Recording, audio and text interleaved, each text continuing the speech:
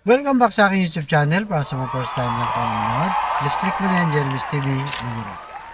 Anyway guys, wala nang bayad o libre lang. Tulong mo na lang din sa kapwa mo. Alright, thank you very much po. So topic natin for today's reflection. Gaya ng napag-aralan natin na nung isang araw, yung panalangin na kung saan ay nagtanong yung mga alagad kung ano nga ba ang pinaka mainam na panalangin. Sila mismo ang nagtanong sa ating Panginoong Yesus. So ang sabi niya, ganito kayo manalangin.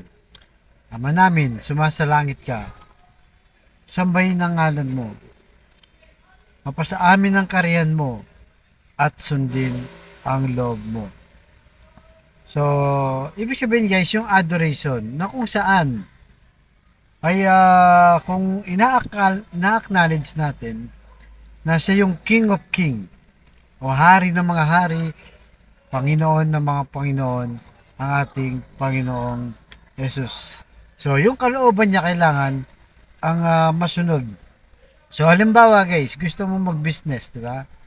Ano ka na sabihin mo, Lord, mag-business ako, bahala ka na. Parang ganun lang, kumaga, FYI lang ang sinabi mo, di ba?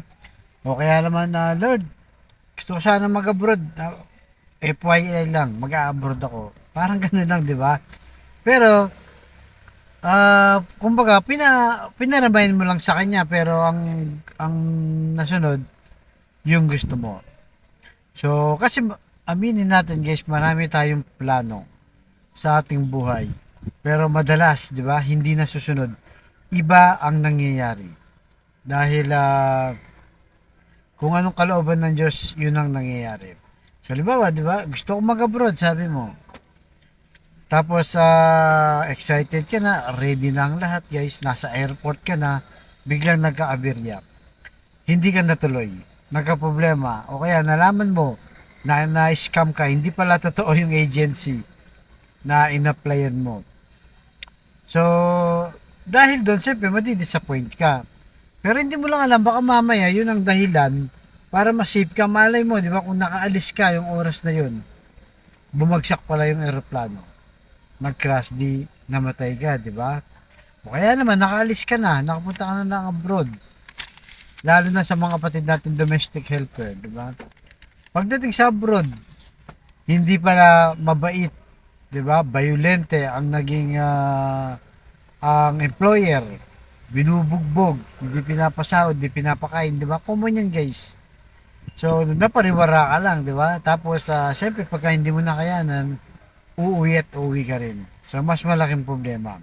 Kaya kung sasabihin natin yung mga plano natin sa Diyos, kung loobin niyo Lord na magkaroon na ako ng negosyo, tulungan niyo po ako. Tama po ba yung desisyon na ganito? Yung ganun ba, di ba? Kasi mas alam ng Diyos ang pinaka the best na desisyon para sa atin.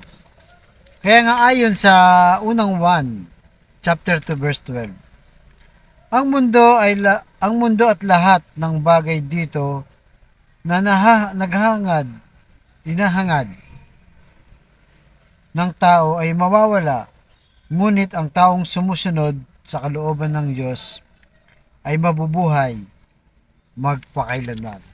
Yun guys, napakalinaw, di ba? Hangarin man natin ang lahat ng bagay dito, di ba? Magkaroon ka ng maraming kotse, maraming mga mansyon, maraming mga ginto, malaking pera sa bangko, mga negosyo, mga lupa, di ba? Lahat ng yan. Kung yung kalooban naman ng Diyos hindi mo sinusunod, ay wala rin kwenta yan. Di ba? Mawawala din yan. Darating yung araw, iiwan mo lang din pag namatay ka. Kung may grocery ka guys, kahit isang sardinas guys, wala kang madadala papuntang langit. Lalo na kung naging sakim ka. Kaya binless ng ni Lord. Binigyan ka ng mga maraming property, malaking pera, para yan, i-share mo rin sa iba. Dahil kung naging sakim ka, wala lang pupuntahan ng lahat ng yan. So, yan po ang ating ipagdasal na sana'y lahat ng kalooban ng Diyos ang mangyari. Minsan may mga plano talaga tayo na taliwas din sa gusto ni Lord. Pero iniiwas pa rin niya tayo sa hindi magandang mangyayari, kundi sinisave niya tayo sa ating buhay at binibigyan niya kung ano yung the best para sa ating pamilya at para sa ating hanap buhay, negosyo o trabaho. Kaya sa kapatid nating nanonood sa aking vlog na may matinding karamdaman, problema sa financial, problema sa relasyon, at problema sa karamdaman, samahan mo ko sa napakasimpleng dasal. Kung ikay maniwala at magtiwala sa Diyos, lalong-lalo na at kung ikay manampalataya sa ating Panginoong Yesus, tsak yun ay kanyang ipagkakaloob sa tamang panahon. So tayo manalangin. Lord, i-bless niyo po ang kapatid naming nanonood sa aking vlog na may matinding karamdaman, problema sa kanyang katawan, stage 4 cancer na, bedridden na Lord, may taning na po sa buhay. At kung ano-ano pong mga karamdamang nagpapahirap sa kanyang katawan, ipuhin niyo po Lord ng inyong mapagpagaling na kamay. Aplusin niyo po, tanggalin niyo po ang kanyang karamdaman para sa kanyang pamilya. Ganon din po sa relasyong nasira na, nagkawatak-watak dahil sa hindi pagkakaunawaan. Ibalik niyo po ang kanilang magandang relasyon, pagbikis-bikisin niyo po.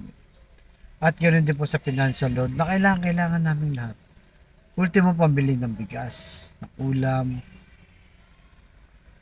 sa mga kapatid naming walang-wala, pambili ng mga gamot, pambaon sa mga bata, at kung ano-ano pa Lord na pangailangan namin. I-bless niyo po Lord ang aming pamilya. Sa ngalan ng aming Panginoong Yesus. Amen and amen.